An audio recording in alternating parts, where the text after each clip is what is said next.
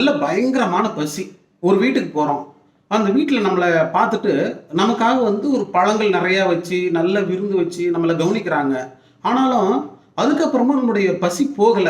அந்த கப்பிய பசி அப்படியே தான் இருக்கு. அப்படின்னா, இதுக்கு என்ன காரணம்? அப்படிங்கிறத பத்தி விவேக சிந்தாமணியுடைய 4வது பாடல் இப்படி சொல்லுது. அதுக்கான விளக்கத்த சொல்றேங்கல்ல. இந்த பாட்டு என்ன சொல்லுது அப்படின்னு பார்த்தீங்கன்னா, "உப்புடன் முகம் மலர்ந்தே, உபசரித்து உண்மை பேசி, உப்பிலா கூழிட்டாலும் உண்பதே அமிர்தமாகும். முப்பழமோடு பாலொன்னம் முகங்கடுத்திருவாயின் கப்பிய பசியினரோடு கடும்பசி ஆகும்தானே" என்று இந்த பாடல் நமக்கு சொல்லுகிறது. என்ன சொல்லுகிறது என்றால், நாம் ரொம்ப பசியோடு இருக்கிறோம்.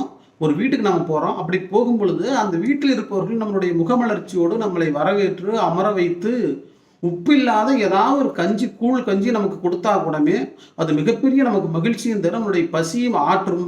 அதே நேரத்தில் நாம் செல்லுகிற இடத்திலே அந்த நபர்கள் நம்மளுடைய எந்த வரவேற்பும் இல்லாமல் ஏன் வந்தாங்கிற மாதிரி நமக்கு எல்லா விதமான உணவுகளையும் கொடுத்தாலும் கூட, ஏற்கனவே இருக்கிற பசி இன்னும் அதிகமாக தான் ஆகுமே தவிர, பசி தீராது என்பதைத்தான் இந்த பாடல் நமக்கு அழகாக சொல்லுகிறது.